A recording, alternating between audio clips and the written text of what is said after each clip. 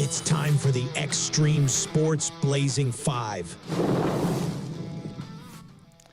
All right, it's the Blazing 5 from last week. I went 3-2 in the Blazing 5. I got a win with Navy, giving 12.5 to Temple. Navy wins 38-11. I also took Nebraska. Huskers giving 7 over Colorado. Nebraska winning 28-10. My other college pick last week was Auburn, giving 13 to California. And Auburn, they lost straight up, 21-14. I had 2 NFL games last week. Seattle, 5.5 over Denver. That was a win, barely, as Seattle beat Denver 26-20. Then I lost the Houston-Indy game. Houston was favored by 2.5, and they won by 2 points over Indy, 29-27. So my first week, I can honestly say I had a winning week, and I go 3-2. Not filling your cash drawer at a very rapid pace, but needless to say, you do have some extra cash in the drawer because of my Blazing 5. And if you chose my Blazing 5, you are just about as broke as you can possibly be. Of course, we do our Blazing 5 a little differently here on this side of Burlington. I like to throw mine all together. It's a pick 'em. And we got to catch them all, just like the old Pokemon game used to say. Got to go 5 for 5 in the parlay. We didn't go 5 for 5 in the parlay. We hit 1. We were fairly confident that Syracuse and Georgia Tech would make the unders, and they did by 1 point. It was a 31-28, 59-point game. So if you rode the Vegas line and took the unders, you barely squeaked through. This, by the way, we'll talk about Syracuse in a minute. I think they could be a very sneaky dark horse in that ACC. They looked good against Georgia Tech, the Ramblin' Wreck, who just knocked off Florida State. And then we turn our attention to, we started on the big noon Saturday, of course. Wake up bright and early, get in on the big game. Boy, I thought Michigan would hang with Texas. They didn't hang. I mean, they looked like Colorado against Nebraska. That was ugly and practically giving the ball away. Too many turnovers. It was a lot of PTSD towards the 2024 version of, or excuse me, the 2023 version of Nebraska. Just turning the ball all over the place. Texas getting great field position. Quinn Ewers, what can you say? As much as I hate Texas and want to go horns down each and every week, he looks like he's going to be the real deal as they slash and dash their way to a 31-12 win. So that was an oopsie. Another oopsie. We thought that Illinois was a weak team in the Big Ten, and you got a ranked team in Kansas coming in to Champaign, Illinois. And, Illinois finds a way to win. Kansas loses that baby late, 23-17. Kansas can't cover the 5.5. All right, well, so we had a bad day Saturday. Brand new day. Sun shines on Sunday, the NFL season, and we break many rules. Rule number 1 is don't bet what you don't scout. And we try to go in on the week 1 based on all the offseason projections and all of the free agency moves during the offseason. I thought that Atlanta had built themselves a little bit of a program to work around with Bijan Robinson, new head coach coming in. Their offense slow to get out of the gate. The steel curtain, which I had thought had a few holes that got punched in that steel curtain over the offseason. They hold Atlanta to just 10 points, and you're not going to win a lot of games in the NFL scoring 10 points. The Steelers knock off Atlanta by the score of 18-10. Well, okay, that shoots the Steelers-Atlanta game down, and like you, I was riding the Houston Texans. You got them at 2.5. I think I ended up locking them in at 3, and this just in, that 2-point. I don't know how Vegas does this each and every week. How you go 2.5 and it's a 2-point game just to spoil the fun. Houston edges out Indianapolis, but it's not enough. So we only get 1 win in our Blazing 5. 1 win, and it was the unders. 1 win, and it was the least confident of my 5 picks that I made. I threw it in last minute saying, unders look good on that game. That's 2 ACC schools that don't run a lot of big offenses. 1 for 5? We only can go up from here. I have created myself quite a ceiling to climb. Chances are we'll move up, and we'll try to get one back in your pocketbooks. But again, you threw the $5 down on the parlay, you're out $5, but in the end, you're just out $5. That's why we only bet small here, because we lose a lot on this side of Burlington. But the win, the potential payoff, we'll be there, and we'll hit one this season. I guarantee it. Tyson guarantee. Wow. I'm going to guarantee we hit a Blazing 5 this season. One of us. One of us will hit. So you went 1-4, and I went Yeah. 3-2. Yeah. Blazing 5. We'll have that again on Friday. Boy, there was upsets all over the place in college football on Saturday. I was down getting ready for the Husker game. Cheers won up as Notre Dame, they lost to Northern Illinois 16-14. Why is it the people that don't like Notre Dame? I don't know, because they are my second favorite college football team. Yeah, every that place one I kind of go. stung. Every place I go, people are cheering against Notre Dame. And it's been that way for years. Is it because they're always preseason ranked in the top 10, despite the fact that they don't really ever fulfill that top 10 obligation to be a top 10 team, yet every single year they get put in the top 10 in the preseason polls? I think that might have a little something to do with it. But there's no reason to be disrespectful for Notre Dame. They don't threaten anybody, and they're not going to with that offense. If that's the offense they're going to put on display for the rest of the year, we don't need to be cheering against Notre Dame. It's like cheering for it's cheering against a dog with only 3 legs. That's what it feels like with their offense, man. Kudos to Northern Illinois, and what a fun story.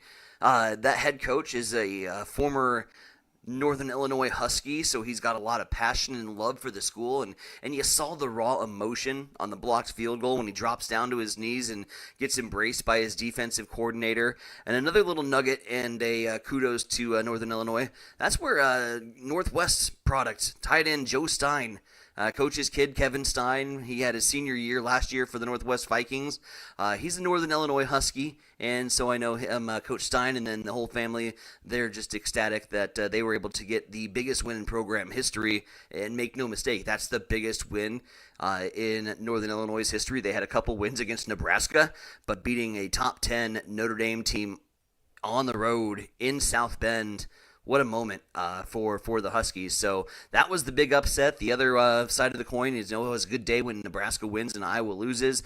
The Iowa State Cyclones coming back late to knock off the Hawkeyes.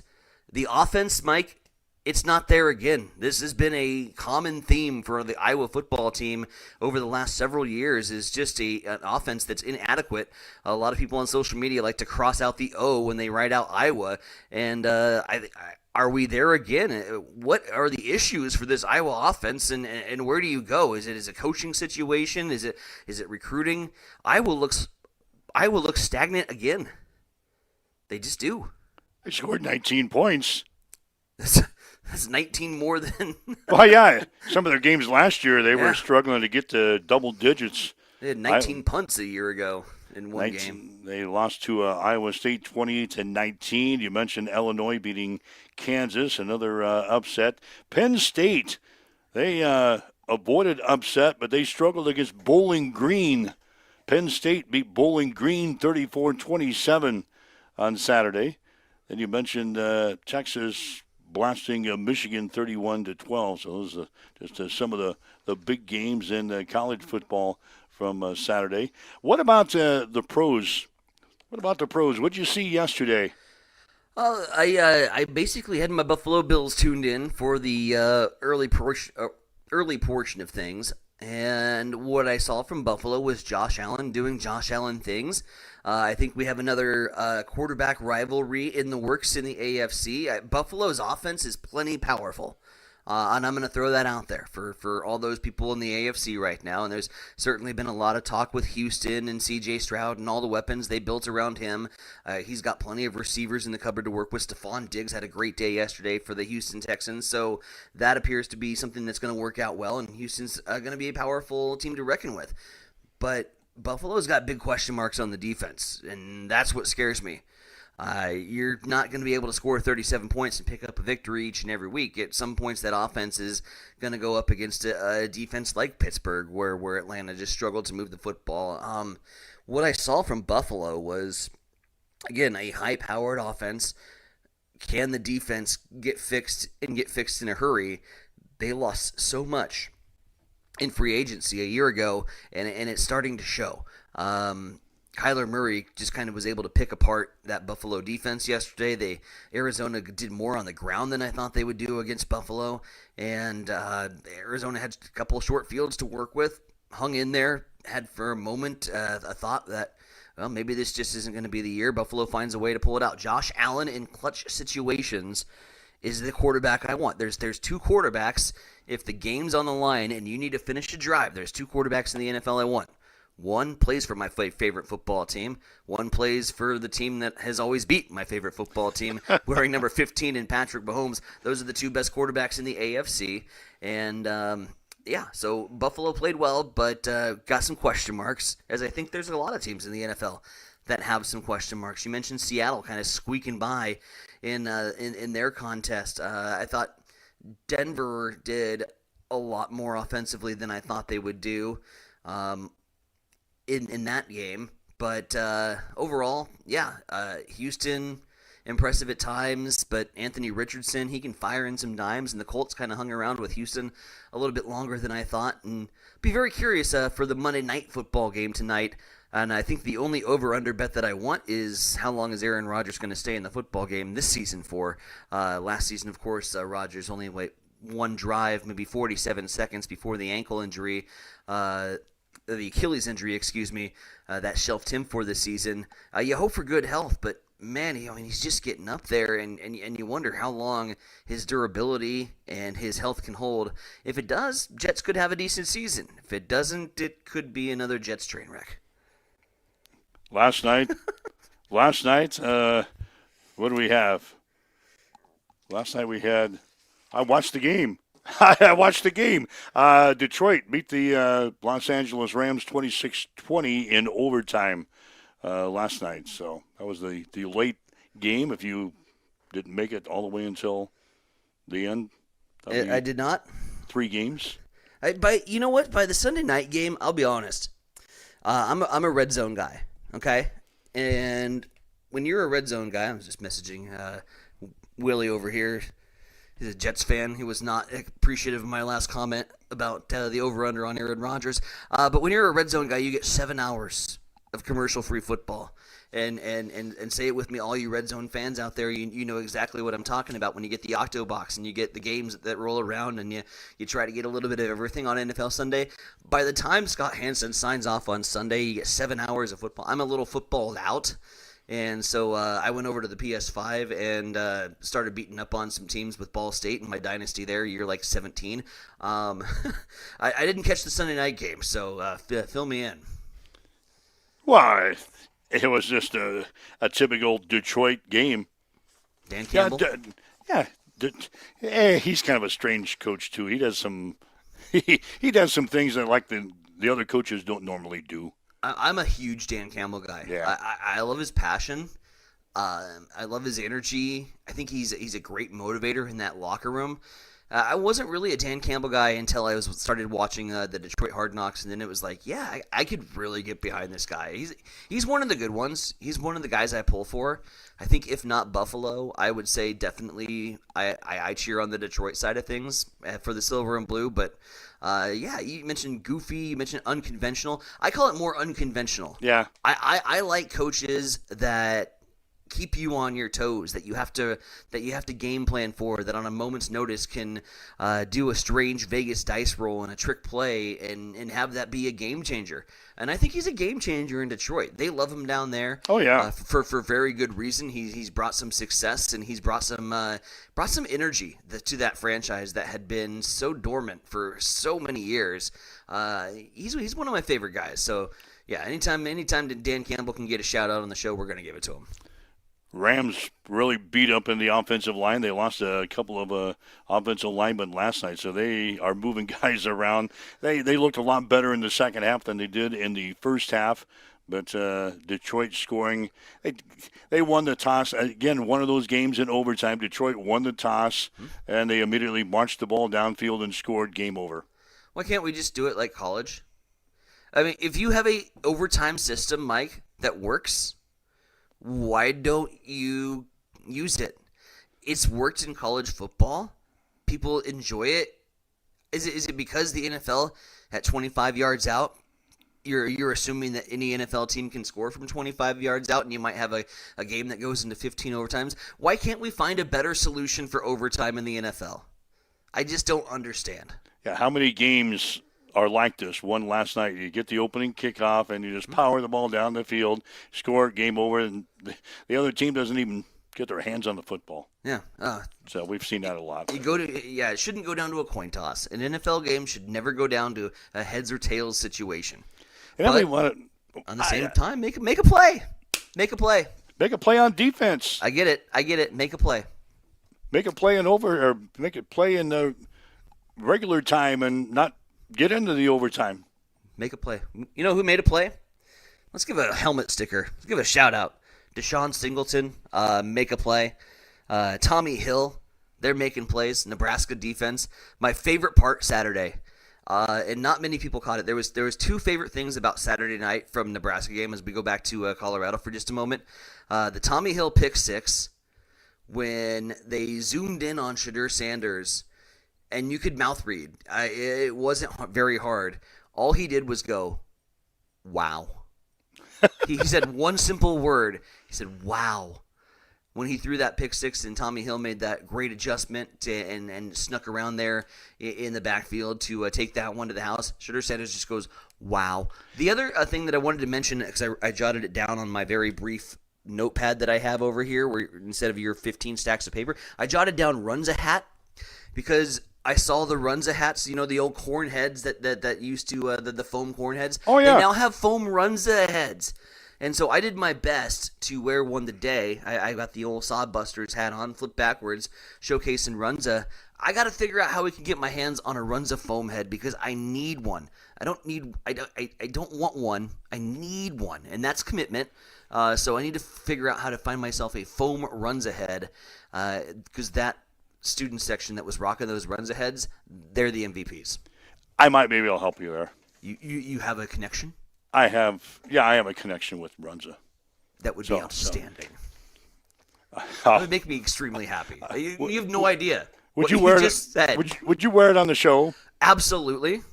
Could you get your ears on? I could probably do that. Probably flip the ears backwards, like the cool kids used to do. Yeah.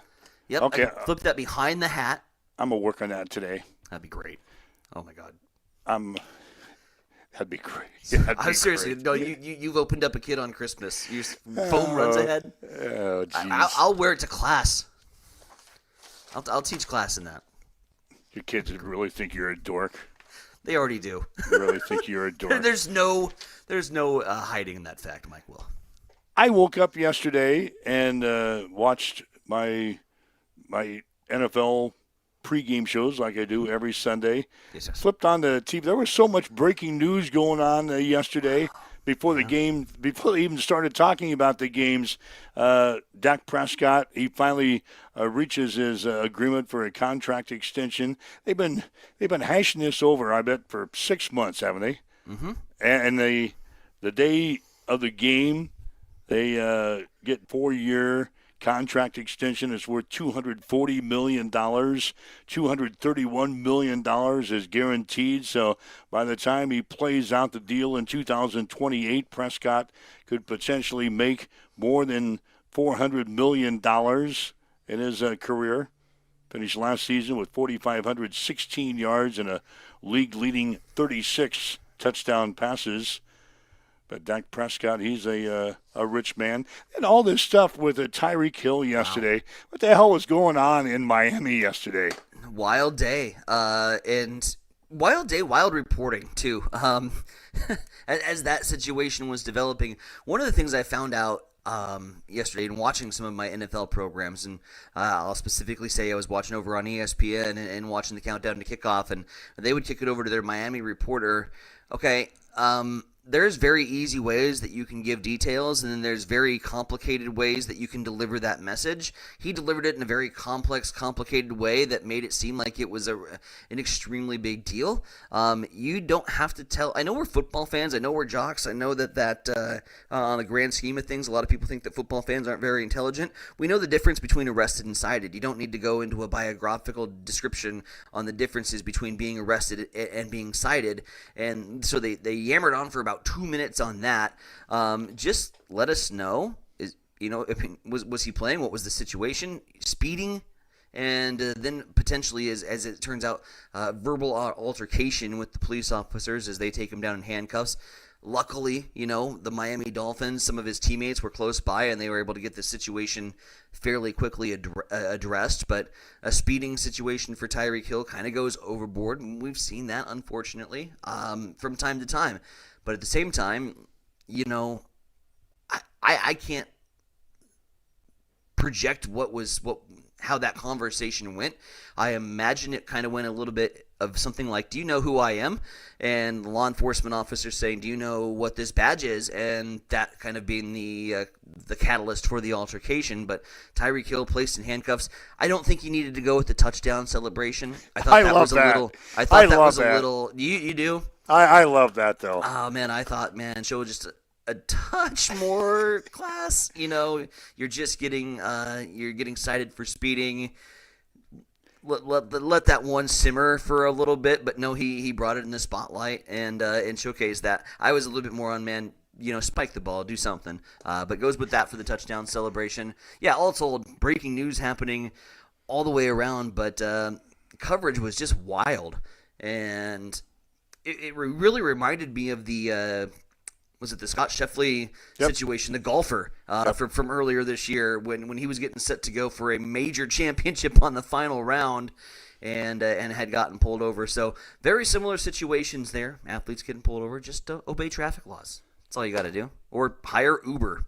You're a billionaire. Hire Uber. However, the guy that was involved, the police officer that was involved in that with Tyreek, he already has been placed on administrative leave. So. I did hear that. Oopsie daisies. You know what happens after that. Yep. Tom Brady, he made his debut as a color analyst yesterday during the Dallas Cowboys game. I was less than thrilled with what I heard from Tom Brady as an analyst. Mm-hmm. I think there's better.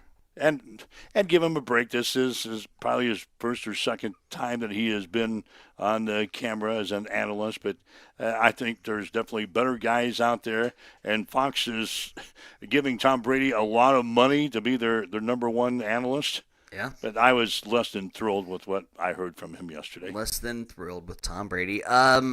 Yeah, he's a quarterback, It's tough to make that adjustment sometimes from football player or football coach. And you think, from a marketing standpoint, that would be a slam dunk, right? You got a guy that knows the game extremely well, and we're going to bring him in as a color analyst to talk a little football. But, he's going to shake off the cobwebs. He didn't have a stellar pro debut when he first became on scene as a quarterback. So let's give him a couple of games to see if he can work this out. I mean, I think with the contract that's in place, that's going to be there, and he'll get better with games. But who I've really become impressed with, one that did make an extremely great transition from coach, player to the headsets to our line of work here on the media, Nick Saban.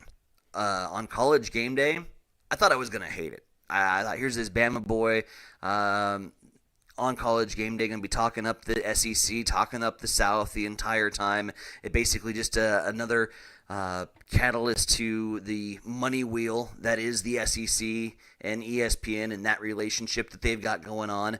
He's great. He's really, really, really great. And then to even add a little sugar on that, the ode to Tom Osborne, the tip of the cap to the great ones that have done it. And he's sitting there. They were analyzing the LSU contest, and he gets in there and had a message for LSU, and he's like, I'm going to deliver the same message that Tom Osborne delivered to me when I was coaching at Michigan State. We got the dog beat out of us 63-3, I think, at that point, and Tom Osborne puts his arm around me and says, you don't suck as bad as you think you do. It was great words of wisdom from T.O., but he's got a way to deliver this. I think the exchange of personalities between Nick Saban and Pat McAfee, kind of like the similarities between Mike Will and Tyson Nevronix, Scoob and Shaggy. It just goes together. It just works. You've got Pat McAfee who's all hype and is all excited and all the time, and you got this just natural subdued character in Saban. that blends really well for them. And I'm a fan of what they've got going on Saturday mornings. It's fun to watch again. For a while there, that program had gotten extremely stale, and I had switched over to the Fox program, the big noon kickoff that they've got going on. I'll be back on College Game Day as long as those two are sticking together like peas in a pod, because what they've got going is good chemistry, and it works for them. Lee Corso's still on that show? He is. Yep. Yeah. See, I miss all that stuff because I'm usually involved with Hastings College and either traveling or going to someplace. Or I miss that. I miss that show. But a lot of people have been calling kind of to get Lee Corso off the show. At this point, here's my deal.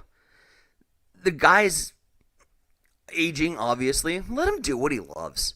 He's been on the program. He's been a face, a staple of the program. At this point, just let him do what he loves, man. He's having a blast, and he deserves to get to decide whether or not he wants to do it. So you know what? Team Corso. There was people that are trying to get us off of the air too. yeah, that's not the thing. There was people didn't work. Yeah, people thought that my time had run out, so they ran us out the door. And now look what we're doing. We're on camera. Yeah. I never thought I would utter those words. Yeah. Mike Will and Dyson and Veronica are on camera. Yeah. Hi. Remember us? Remember us? Anyway, we're doing the same thing as we did when we were working for the other guys. We blew right by our news update. 7:48. 7:48. Let's get a quick news update as you get out the door here this morning. This is CBS News on the Hour, sponsored by O'Reilly Auto Parts. I'm Deborah Rodriguez. Schools are closed, doors locked in London, Kentucky this morning as an intense manhunt continues for a gunman who opened fire on an interstate, randomly shooting at cars, wounding 5 people. WLKY TV's Shaquille Lord reports. All victims are in stable condition. The Laurel County Sheriff's Office tells us Couch legally bought this AR-15 in London on Saturday, along with about 1,000 rounds of ammunition. So, of course, he is considered armed and dangerous. Now, we're told no expense is being spared to track him down. Search taking place in rugged, rocky woods and deep caves. An out-of-control wildfire in Southern California, San Bernardino County, has quadrupled in size, forcing people from their homes in several communities. I came down to the evacuation center because I had no place else really to go. It's been all new experience for me. Officials say more than 36,000 structures are in danger. The presidential candidates getting set for their first debate tomorrow night. Correspondent Weijia Jiang is in battleground Pennsylvania. Our poll shows Harris is competitive here, Michigan, and Wisconsin, in part because voters think she'll help the middle class, and she has an edge on making housing more affordable, along with support from union workers. But Trump is doing better with those who say the economy and inflation are major issues, especially among non-college and white voters. Boeing's come to tentative terms with machinists and aerospace employees who've been threatening to walk off their jobs. CBS's Matt Piper. Boeing says it's reached a tentative agreement with a union representing more than 32,000 workers, potentially averting a strike. The deal includes 25% in pay increases over 4 years and commitment to build the next commercial airplane in the Seattle area. The deal would need to be approved on Thursday by Boeing factory workers near Seattle and Portland. Miami Dolphins wide receiver Tyreek Hill speaking out after he was handcuffed face down on the street outside Hard Rock Stadium during a traffic stop ahead of the season opener. It's crazy. Like, I want to be a cop one day. I got a state trooper, had all that, so I got a lot of respect for cops, man. But obviously, everybody has bad apples in every situation. Hill caught 7 passes, helping Miami rally to a 2017 win over the Jags. He celebrated by pretending to be handcuffed. One of the officers has been placed on administrative leave. Warm welcome for Pope Francis in what's considered the most Catholic country in the world. The 87-year-old pontiff arriving in East Timor Palace on a 12-day visit across Southeast Asia and Oceania. This is...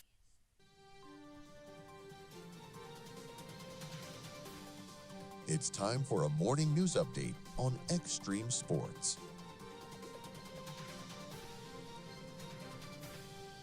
Well, We'll start at City Hall in Hastings, where Hastings City Administrator Sean Metcalf has been placed on administrative leave. Communications Director Tony Herman posted to a Facebook message group that the city would not be commenting on the situation at this time. Recently hired Assistant City Administrator Mark Funke now serving as acting city administrator until further notice.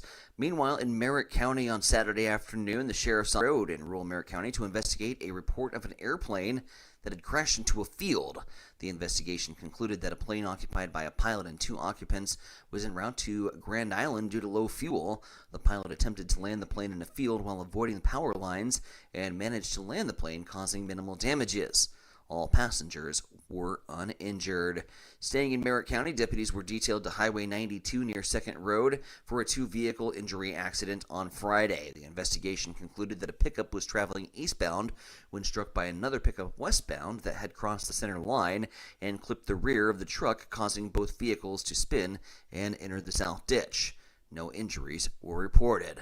The Nebraska Department of Education in Lincoln was awarded a nearly $55 million grant. Nebraska Department of Education Commissioner Brian Maher announced the grant at the September board meeting, saying the money is going to a goal to have nearly 75% of third graders proficient in reading by the year 2030.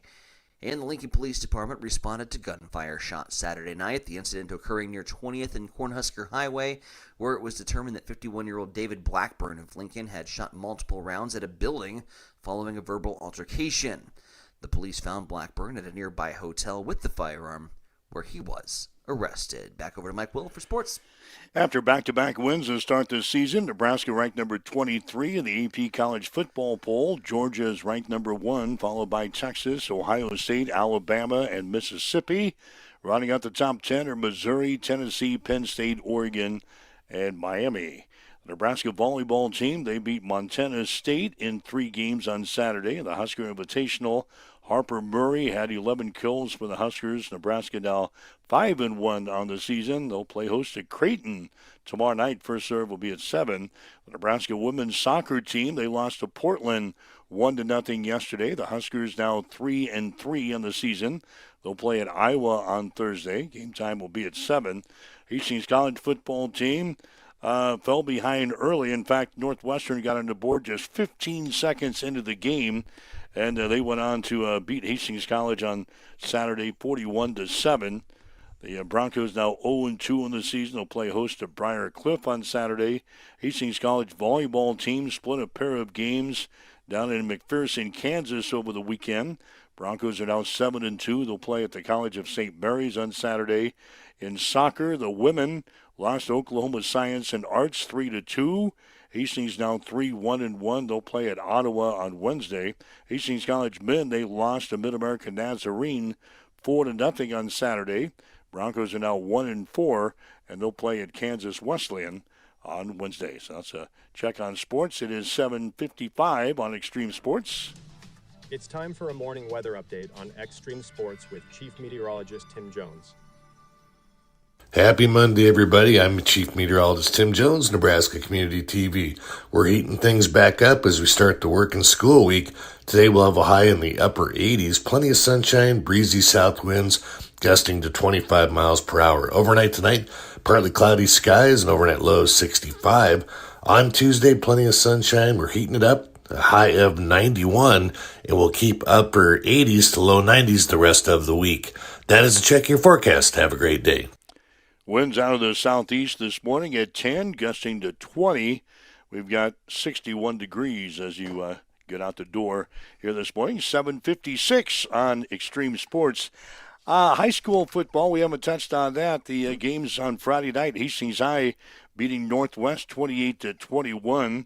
Tigers now 1-1 on the season. They'll play at Bennington on Friday. Adams Central, they lost to Columbus Lakeview on Friday night, 41-9.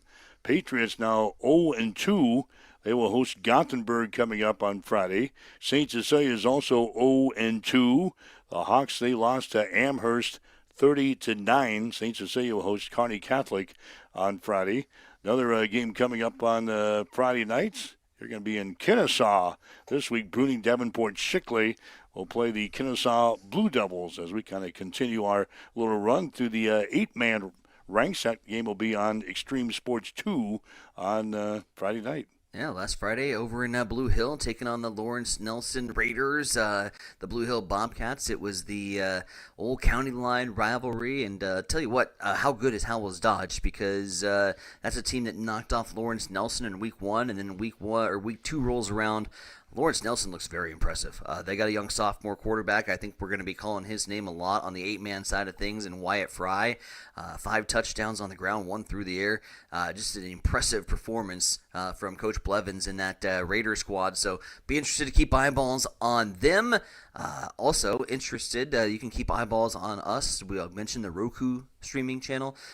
Pulled up social media while you were doing your sports. Mike was looking around on Facebook. Lo and behold, I'm seeing our faces on Facebook. We have got the cameras up and the show running on Facebook Live over on Extreme Sports. So another way that you can check us out. And speaking of check it out, we're gonna check out some Monday Night Football tonight. Jets Niners. Where are you leaning? Is this going to be an official pick? No, it's not part of our fire. Dun, dun, dun. What's, not part of the Blazing Five. Just an opinion. What's the line? 3.5? San Francisco? 49ers. Yeah. 3.5 49ers. Mm-hmm. I'll take the Jets. I'm gonna take the favorites. I'm gonna take San Francisco. 3.5 49ers at home. Monday Night Football. Lock it in. Niners. Sorry, Eric. Should we put we'll put dinner on that. There you go. Next dinner. Next post meeting. Yeah, we very seldom eat though. I mean, we go out with the bookkeeper. Bread. It's bread. Come on. We go out with the bookkeeper, and she says it's not in the budget. She won't let us eat. So, I might have to dig through the couch, find some change so we can eat.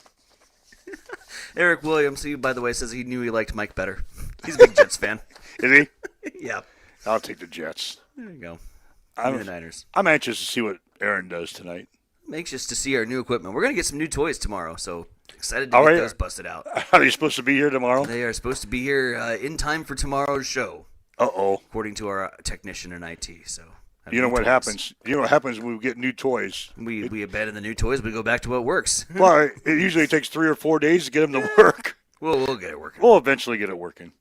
We slid right on through today's show for a Monday. That was not too bad for a Monday. Not too bad. We didn't have a lot to certainly get to here as we move along throughout the week. We'll find those interesting interviews per usual. We'll keep our eyes on baseball as the postseason chase continues. I'll be diving into that realm. And, of course, new toys, new adventures, new things to talk about here on the show. And it's been a fun one. This has worked out great. I mean, 5 shows in now, Mike. Can't wait for the next one. We'll see you tomorrow morning. We'll see what we can dig up throughout the day today. Gonna be a busy day on these side of things. We're starting night classes tonight, so I might need a morning wake up call tomorrow from you, little buddy. What does a college do with night classes? We just take it and we put it in a blender. Everything that we're kind of learning, we have a 9-week night class scheduled that's going to get underway tonight. So, what's a class schedule for nights? Do you wrap up by 9 by kickoff time for Monday Night Football, or it depends what we got going on. But for the most part, we get to set our own schedule. So a lot of times I can just step in and say, "Hey, work on this," while I go watch football. Just kidding. No, we'll go an hour. We'll go an hour and we'll toss it all. It's super speed up. Lots to learn, lots to get to. Can't wait to get started. So, new students tonight. All right. Well, enjoy your day. You as well. You've been listening to Huddle Up on Extreme Sports, Central Nebraska's new home for sports. Join us every weekday morning from 7 until 8 on Extreme Sports. Comes back in, the line goes to 4.5. Now we're hearing reports, or pretty much the line's moving back to 4, going to 3.5 because of Christian McCaffrey's questionable availability for the game.